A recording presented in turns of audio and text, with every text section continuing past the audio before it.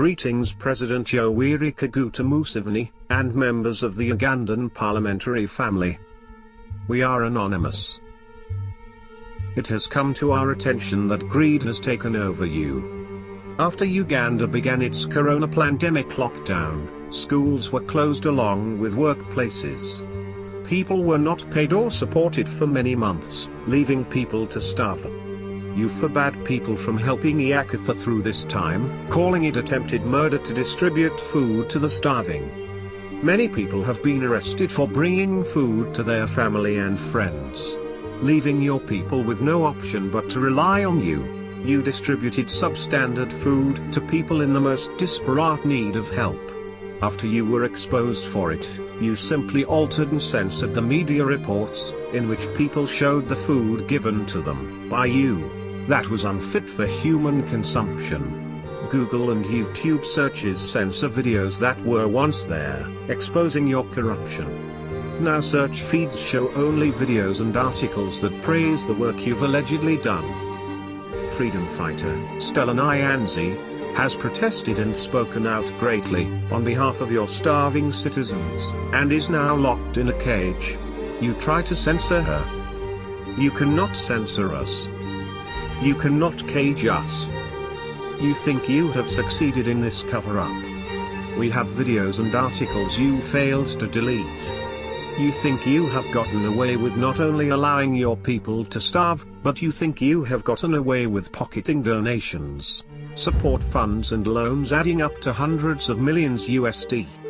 317 of your MPs support the lifting of the presidential age limit in the Constitution, so that you and your posse can remain in power.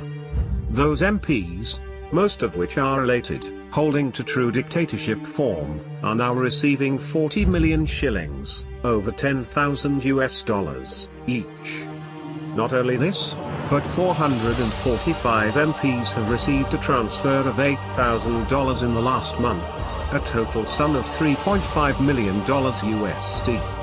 This is just a fraction of the money you have squandered during the COVID lockdown time alone. This money never benefited the people you are to safeguard. Thanks to taxpayer money, you and your MPs all have new cars and iPads. Your people can't even get edible beans. You drive around in air conditioning, FaceTiming, but still have the balls to say you will send 2 shitty TVs and 2 dusty radios to every village to replace their education. As if this is some great kindness. You strip your people of jobs, food, money and now education. Most villages are unable to get radio service and have no electricity. How are radios and TVs helpful? How can you claim this as education? All humans have a right to be properly educated. It is your responsibility to honor our rights. As Article 26 of the United Nations Declaration of Human Rights, which is of January 01th 2009, you are bound to uphold, states. 1. Everyone has the right to education. Education shall be free, at least in the elementary and fundamental stages. Elementary education shall be compulsory.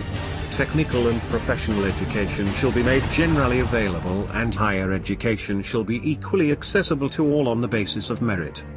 2. Education shall be directed to the full development of the human personality and to the strengthening of respect for human rights and fundamental freedoms.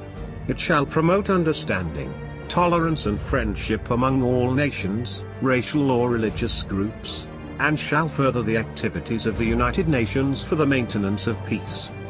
3. Parents have a prior right to choose the kind of education that shall be given to their children.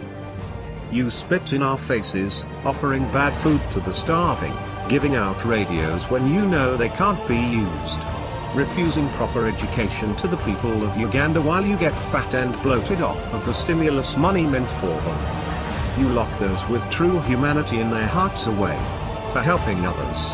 You are a monster.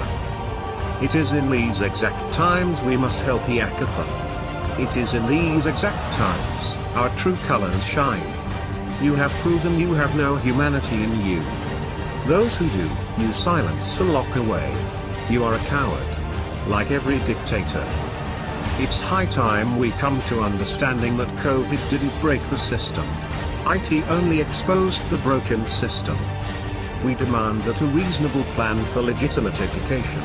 It would be perfectly possible to open schools as normal, if the money was spent on hand sanitizing stations, and face masks for those who choose to attend.